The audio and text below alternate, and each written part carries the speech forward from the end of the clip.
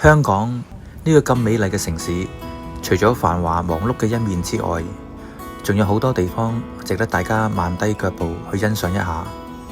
今日就由兩位朋友帶大家去了解一下三門仔新村嘅過去歷史同埋現在嘅風貌啦。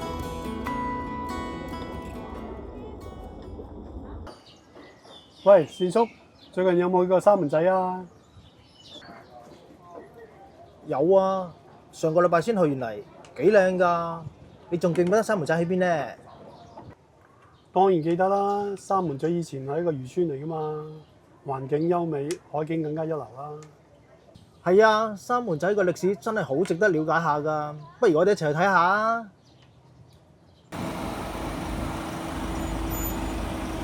善叔，我哋到咗啦喎，呢個三門仔小巴站喎，你睇下周圍嘅景色幾靚。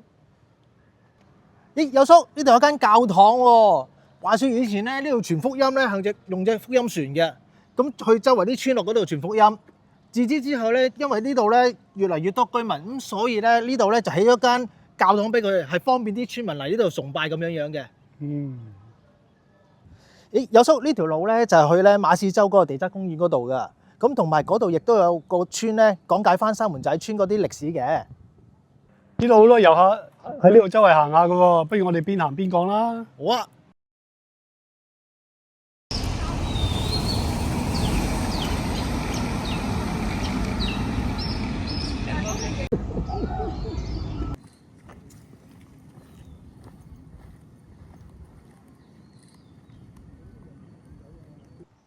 有叔，你睇下呢啲咧就係當年政府咧為啲村民起嘅屋嚟噶啦。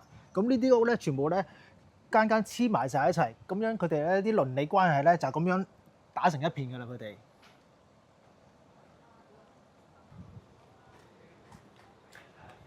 話說60年代政府要起嗰個船灣淡水湖，咁啊將灣裏邊嗰啲村落咧就搬嚟咗個淡水湖嗰邊，咁啊搬到嚟呢個大埔海鹽田仔村，咁成為依家呢個三門仔新村啦。隨住而家咧養魚業啊、養豬業咧慢慢咁式微咧，呢度村落嗰啲後生仔咧都出咗去打工，剩翻低而家啲老人家喺度咧享受翻寧靜嘅生活。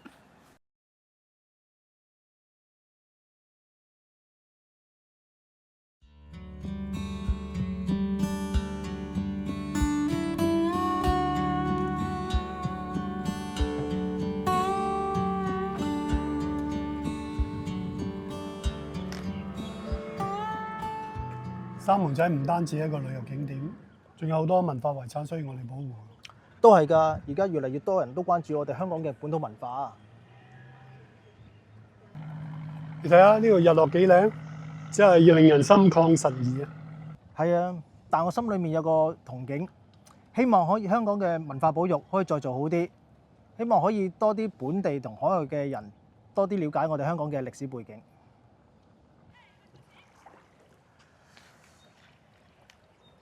係啊，三門仔係我哋文化嘅一部分，我哋應該要好好保存佢。係啊，希望可以多啲人可以關注、守護住呢個咁美好嘅淨土。我哋要好好努力啊，讓我哋下一代可以好好享受呢個咁正嘅地方。